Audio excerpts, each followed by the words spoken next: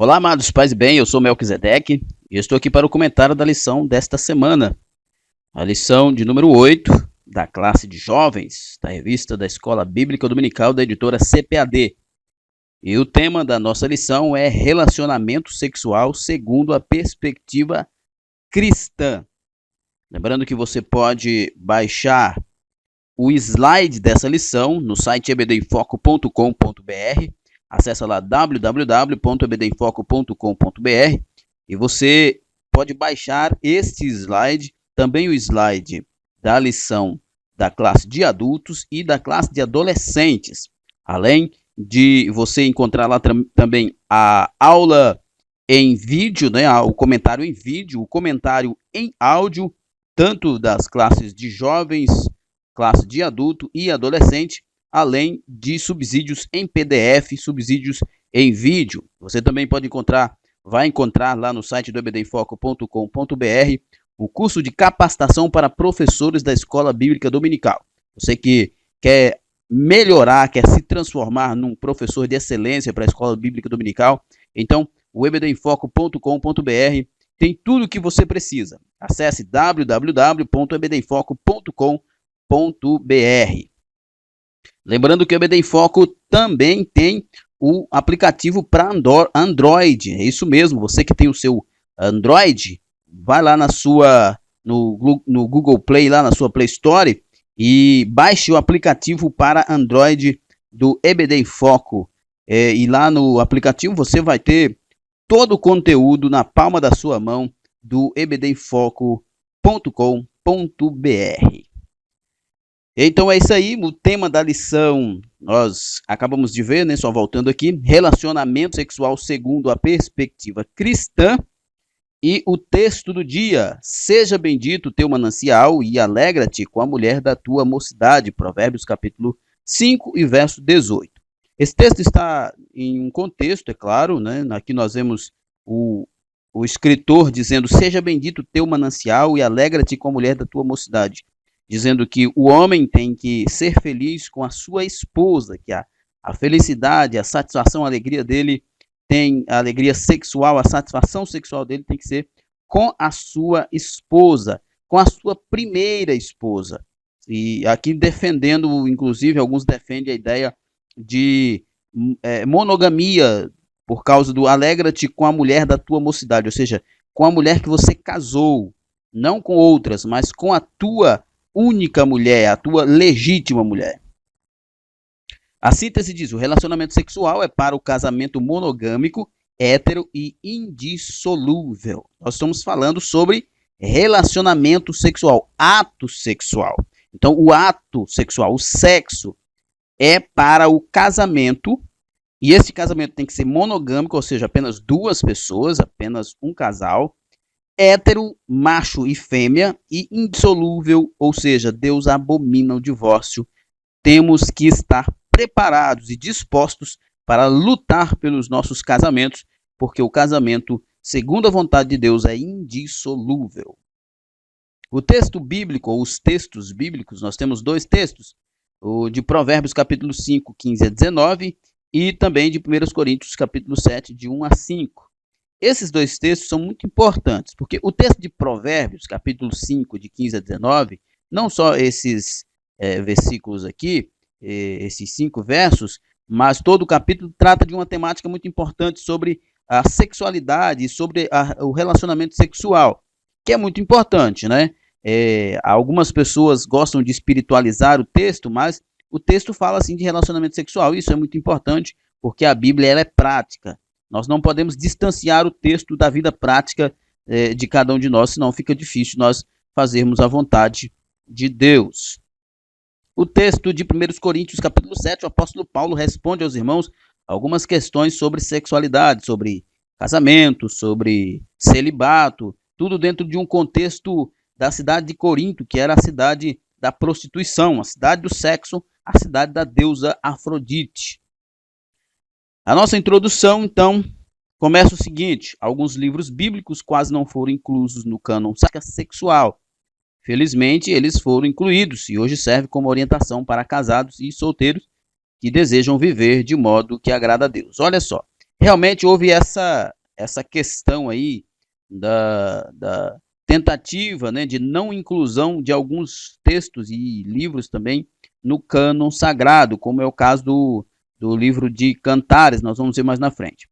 Felizmente, eles foram incluídos e hoje serve como orientação para casados e solteiros que desejam viver de modo que agradam a Deus. Olha só, é importante que a Bíblia tenha esses textos, porque a Bíblia fala muito sobre a pureza sexual. A Bíblia fala muito sobre o pecado sexual, né, a proibição do pecado sexual. Então, se a Bíblia fala do que é errado no sexo, ela também teria, automaticamente, falar do que é certo, né, para que se tenha um padrão. Não faria muito sentido que a Bíblia falasse apenas daquilo que é errado para o sexo, mas ela fala daquilo que é errado e fala daquilo que é certo. Às vezes, nós não olhamos para a Bíblia e falhamos nisso, mas nós temos textos bíblicos que falam do modo certo do sexo. Na lição de hoje estudaremos a respeito de um desses textos, né? Veremos também a resposta do apóstolo Paulo, aos questionamentos da igreja de Corinto sobre o casamento e castidade. Nosso primeiro ponto, relacionamento sexual no casamento, né? O nosso subtítulo aqui, o primeiro subtítulo, a dificuldade na canonização de textos bíblicos que tratam de relacionamento sexual. Por que isso é importante? Olha, na época da canonização dos livros do Antigo Testamento, alguns textos e livros foram questionados e por pouco não ficaram fora do cânon bíblico por tratarem do relacionamento sexual entre o homem e a mulher. E eu já falei sobre isso, né? Se a Bíblia fala do sexo da forma errada da forma errada do sexo, ela tem que falar também né?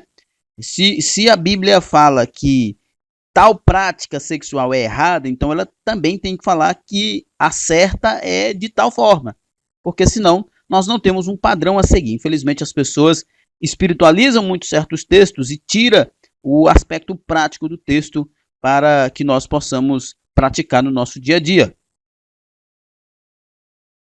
O mais famoso é o caso da literatura do Cântico dos Cânticos, permeada por referências de amor, bastante difundido nos meios intelectuais cristãos e que teria inspirado a arte e a literatura medieval. Esse livro de Cantares, né, o Cântico dos Cânticos, Cantares de Salomão, realmente teve essa controvérsia. Há quem chegou a dizer que ele só falava de amores carnais, de amores terrenos, de amores humanos. E qual seria o problema? Não há nenhum problema, né? Porque eu já falei e repito, se a Bíblia nos mostra qual é o modo errado do sexo, então ela tem que falar automaticamente qual é o modo certo. E nós temos aqui no livro de Cântico dos Cânticos o modo certo. Como um homem e uma mulher devem desenvolver o seu relacionamento sexual. Então, não há nenhum problema em considerá-los canônicos. O livro de Cantares tem essas duas perspectivas, né? A perspectiva de que o livro trata de um relacionamento entre um esposo e a esposa, e de forma natural, né? De forma humana, e a outra perspectiva mais espiritualizada que trata do relacionamento entre Deus e a igreja, o que é uma possibilidade, mas não parece ser a melhor possibilidade. A melhor possibilidade é entender que realmente Cântico dos Cânticos fala do amor entre esposo e esposa, e isso não tem problema nenhum. Afinal de contas, a Bíblia é a nossa única regra de fé e prática. Ela ensina também sobre questões de sexualidade, porque é muito. O texto bíblico escolhido para a lição de hoje é mal interpretado por alguns estudiosos bíblicos que preferem espiritualizar o texto a considerar o que ele realmente se propõe. Ele se propõe o relacionamento amoroso entre um homem e uma mulher no casamento. No caso, o texto de Provérbios, capítulo 5, 15 a 19. E nós vamos estudar mais à frente um pouquinho. Muitos ícones da teologia cristã espiritualizaram os textos que tratavam do relacionamento sexual no casamento, afirmando se tratar do relacionamento com o divino. Então, essa é uma questão importante, né? Porque nós já falamos sobre isso. A super espiritualização de textos da Bíblia acaba tornando esses textos difíceis de praticá-los, difíceis de aplicá-los no nosso dia a dia.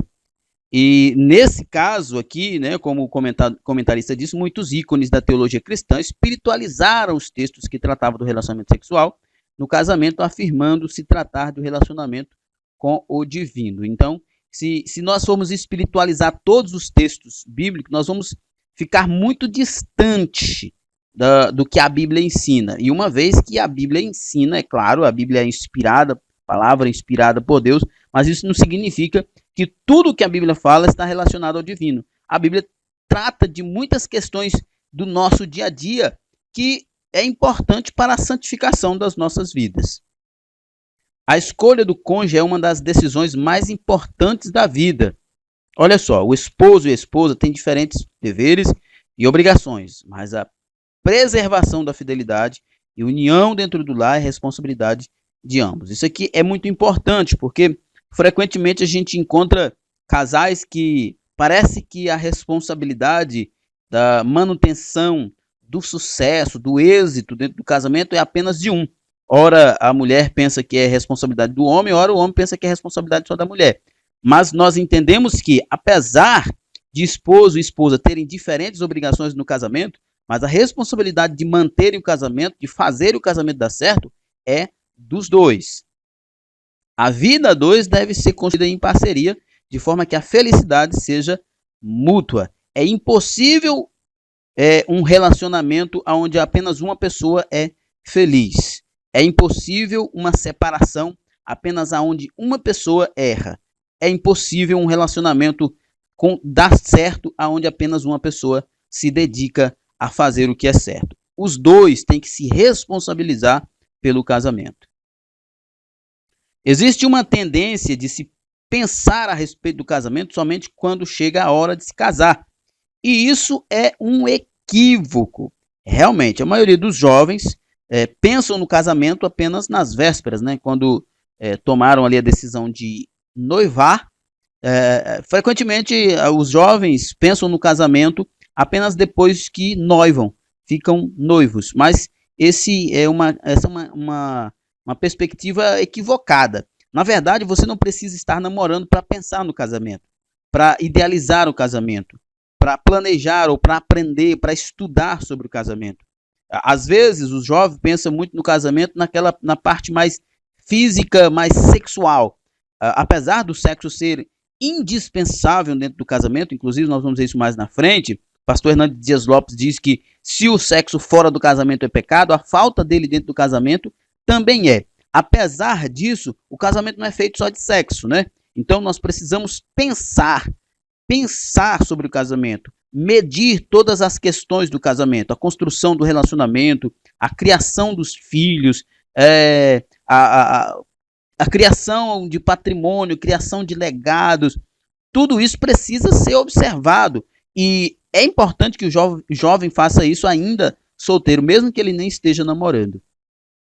O jovem já deve começar a pensar o que deseja do seu esposo ou esposa. Isso aqui é muito importante. Às vezes, dois jovens, uma moça e um rapaz que se casam, mas eles, mesmo no tempo de namoro, nunca perguntaram um ao outro o que eles pensam sobre igreja, o que pensam sobre criação de filhos, sobre dinheiro, sobre trabalho, enfim, não pergunta sobre o que um queria ser na vida, o que o outro, o que é mais importante para o outro, se um gosta de TV, se o outro gosta de livros, se gosta de futebol ou de filme, enfim, essas são coisas que são importantes para que no relacionamento isso não se torne barreiras, não se torne aquelas coisinhas que acabam gerando confusão, gerando atritos.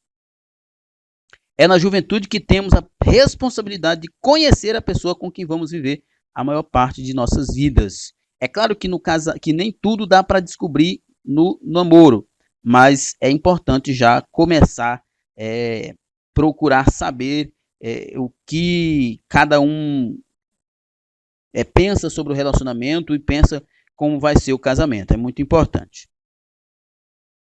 Muitos casais vivem frustrados e infelizes mesmo dentro das igrejas, porque não fizeram a decisão certa segundo a orientação divina. Então, ore, busque conhecer a vontade de Deus para a sua vida. Uma decisão errada ou precipitada pode causar danos para a vida toda. Olha, isso é importante.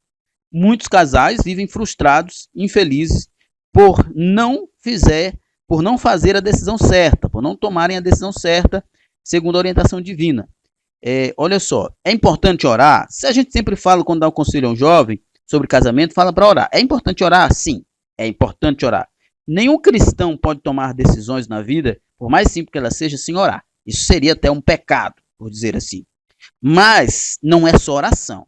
Olha só, quando você estiver preparando para casar, você que está namorando, pensando em casar, você precisa também avaliar o pretendente ou a pretendente. Você precisa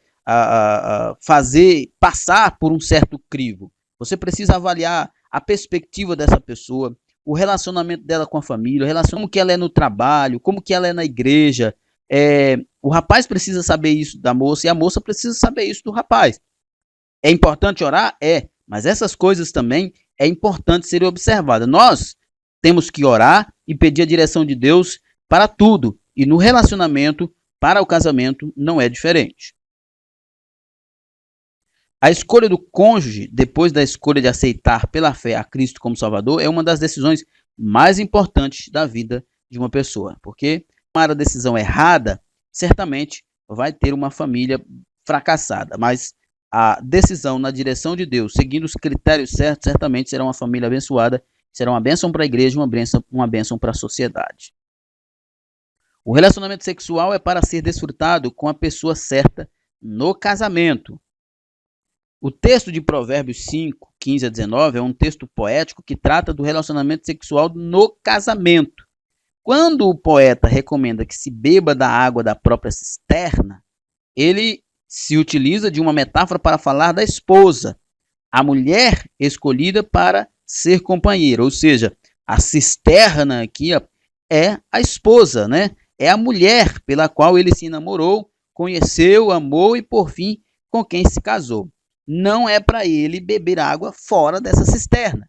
Ele tem a cisterna dele e ele deve ter somente essa cisterna. Ele não pode e ela também não pode, né? Vice-versa aqui. O homem não pode beber de uma outra cisterna que não a dele e a mulher também não pode beber de outra cisterna que não a dela. Isso no sentido sexual mesmo, da satisfação. O marido não pode buscar satisfação com outra mulher, mas com a esposa dele. E a esposa, de igual modo, não pode buscar satisfação com outro homem, mas com o esposo dela. É para isso que serve o casamento. A fonte, o manancial do homem deve ser somente a sua própria esposa, ou vice-versa, né? A fonte da mulher também, o manancial da mulher deve ser somente seu próprio esposo. O texto bíblico para que o prazer sexual no casamento é legítimo, pois foi idealizado e instituído por Deus. É importante nós lembrarmos sobre isso, porque por muito tempo se entendeu que o prazer sexual deveria ser eliminado da relação do casamento, da relação sexual. Que o sexo era apenas para procriação, mas isso não é verdade. Nós vemos, inclusive, neste texto de Provérbios 5, 15 a 19, que o homem deve se satisfazer com o sexo com a sua esposa, e a mulher também deve se satisfazer, ou seja, ter prazer, deve estar satisfeitos, contentes, desfrutar do relacionamento sexual no casamento. O relacionamento sexual antes do casamento não é prova e nem fonte de amor, mas sim de egoísmo e carnalidade. Os desejos sexuais são para unir os cônjuges, aproximá-los e também para a procriação. Isso é importante. O sexo fora do casamento não é benéfico. Satisfazer os desejos sexuais fora do casamento é pecaminoso. E dentro do casamento, esses desejos precisam ser satisfeitos, porque senão abrirá portas para pecados de prostituição, de lascívia, de impureza e outras sortes de pecados relacionados à sexualidade. Se o sexo fora do casamento é contra os princípios bíblicos, é reprovado pela Bíblia, a falta dele dentro do casamento também o é. Se não pode fazer sexo fora do casamento, dentro do casamento é obrigatório.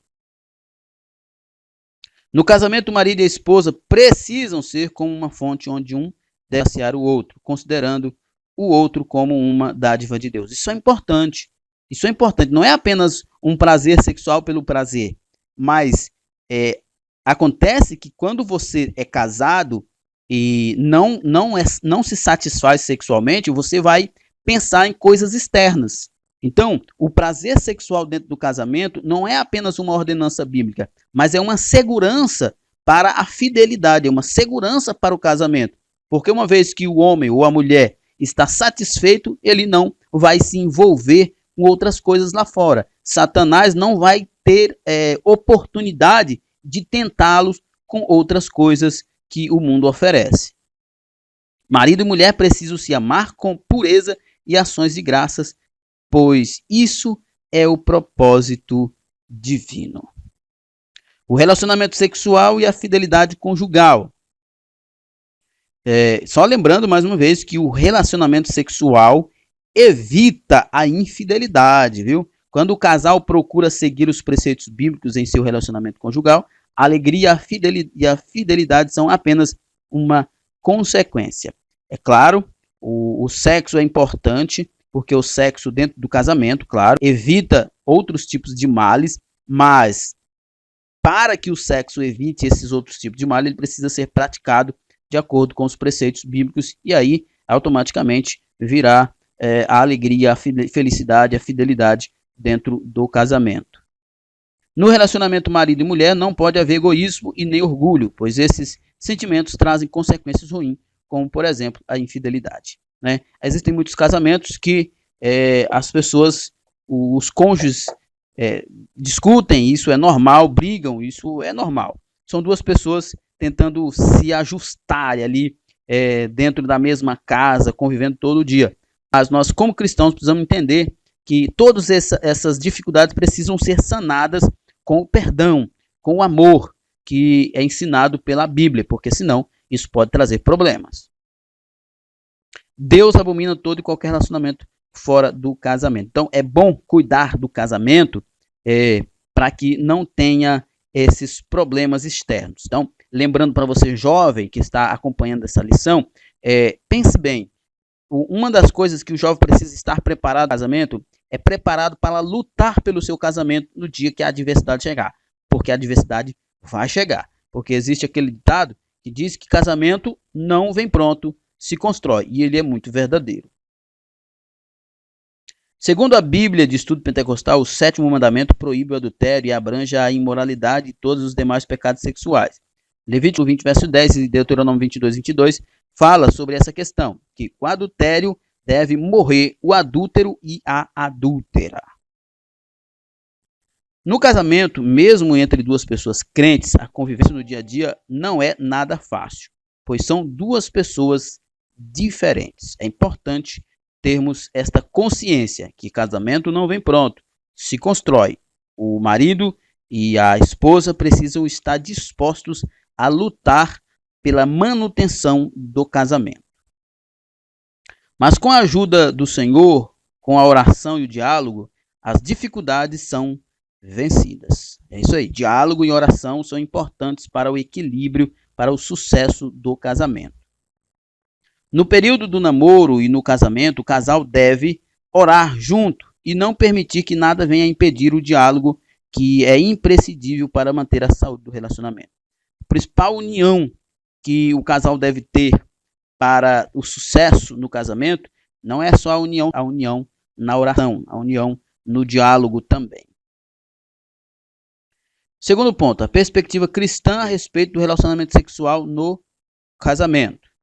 Paulo responde a um questionamento dos Coríntios, capítulo 7 de 1 Coríntios, que é muito importante. A igreja em Corinto havia se tornado uma das maiores daquela região e os padrões morais dos novos convertidos eram bem diferentes do estilo de vida das outras pessoas que moravam na cidade. É importante nós pensarmos sobre isso. A igreja estava inserida numa cidade que a religião era a religião do sexo. A deusa de Corinto era Afrodite, a deusa do sexo. Então, o sexo fazia parte da religião do povo.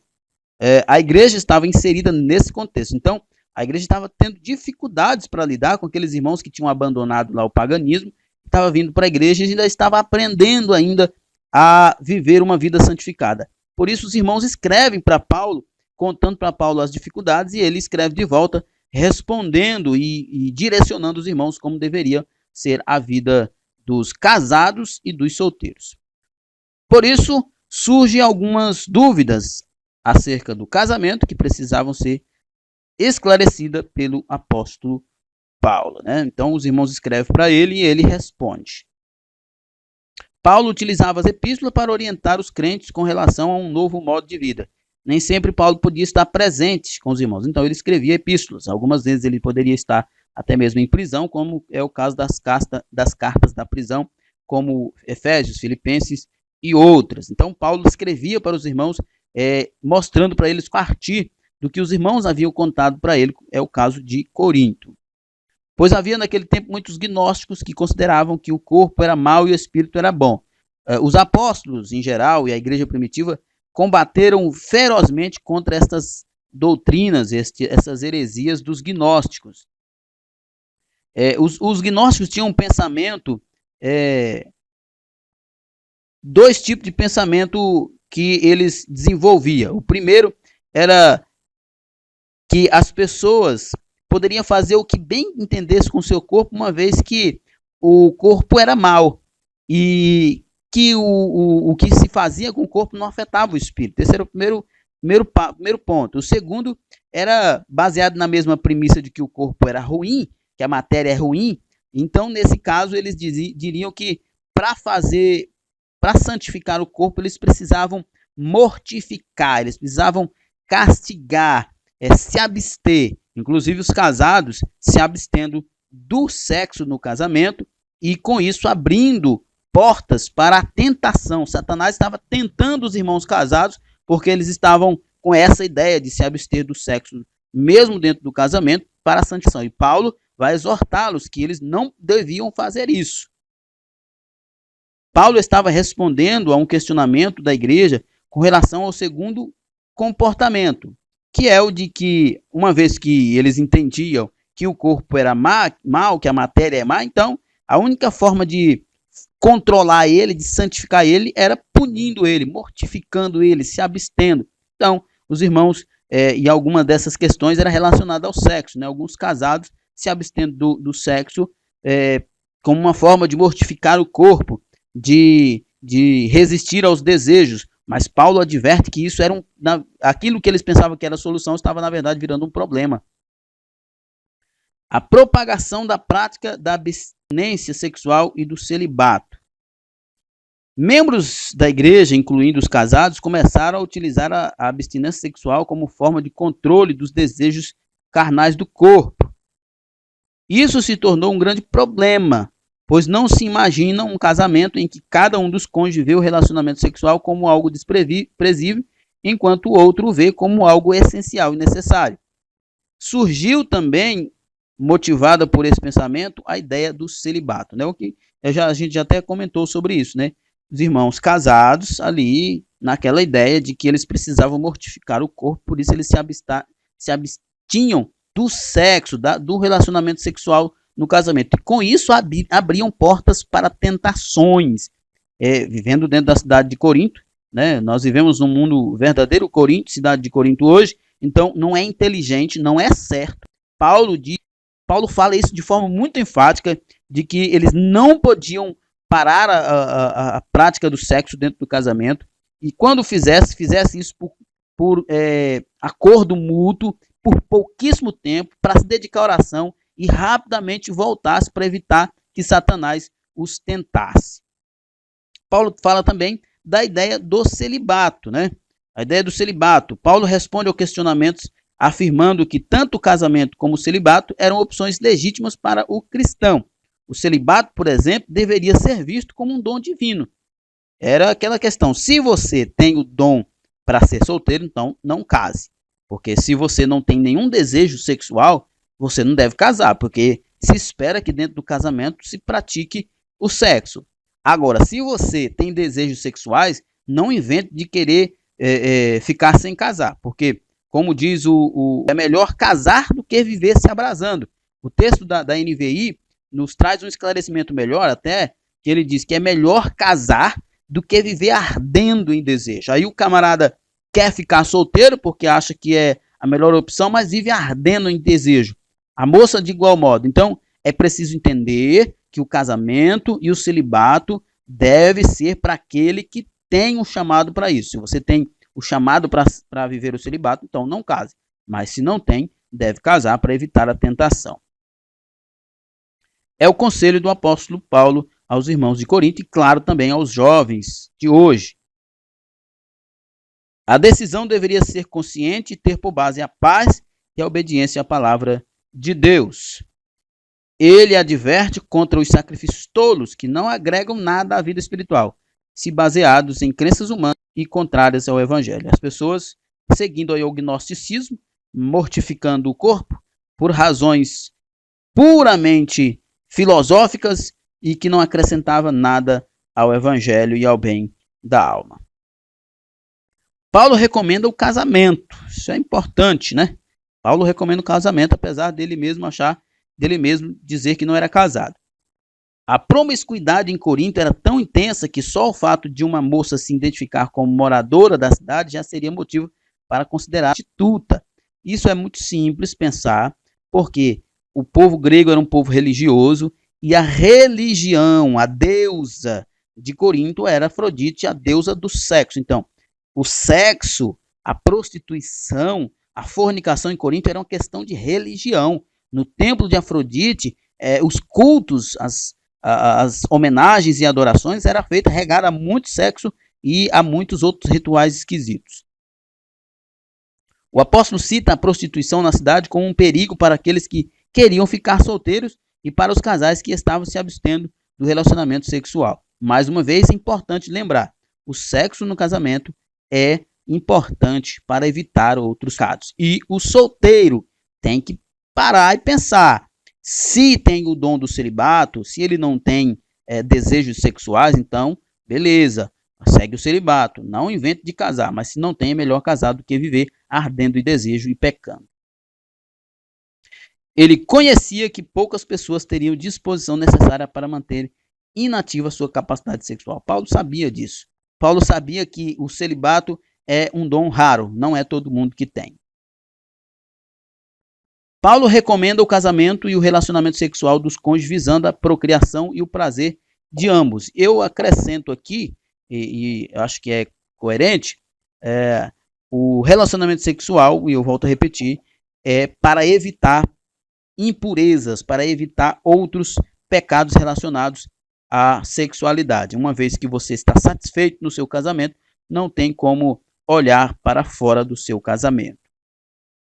Paulo também ressalta a dignidade da mulher e coloca a esposa como possuidora dos mesmos direitos e responsabilidades, com voz para decidir juntamente com o esposo a respeito do comportamento a ser adotado no relacionamento sexual. Paulo afirma que cada cônjuge tem o poder sobre o corpo do outro. Essa recomendação paulina não dá liberdade para abusos de nenhuma das partes, nem por parte do marido, nem por parte da esposa, se é que isso é possível. Mas Paulo deixa bem claro que o marido não tem poder sobre o próprio corpo, ou seja, ele não pode simplesmente dizer que não vai se relacionar sexualmente com a sua mulher e não dar nenhuma explicação. De igual modo, a mulher também não tem esse direito. Por isso, é importante o bom relacionamento do casal para um relacionamento feliz e sem constrangimento. E, acima de tudo, com respeito à dignidade do outro.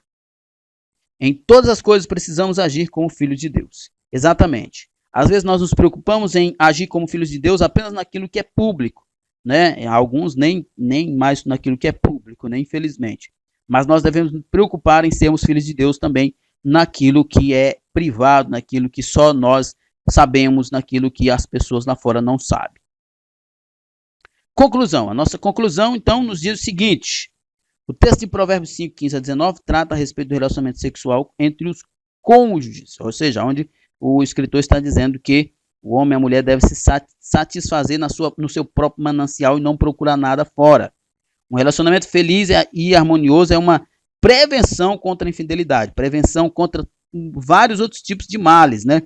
A escolha do futuro cônjuge é uma das mais importantes decisões que o jovem precisa tomar. Por isso, ore, busque a direção do Senhor e faça uma análise criteriosa, faça ali alguns questionamentos sobre o seu pretendente, a sua pretendente, para que não tome a decisão errada.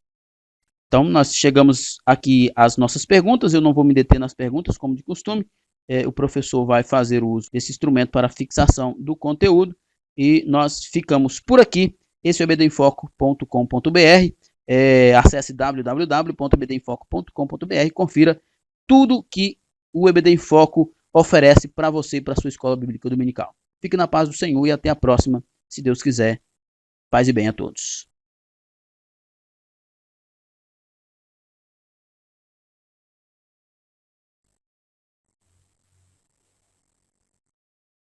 Tudo que o EBD em Foco oferece para você e para a sua escola bíblica dominical. Fique na paz do Senhor e até a próxima, se Deus quiser. Paz e bem a todos.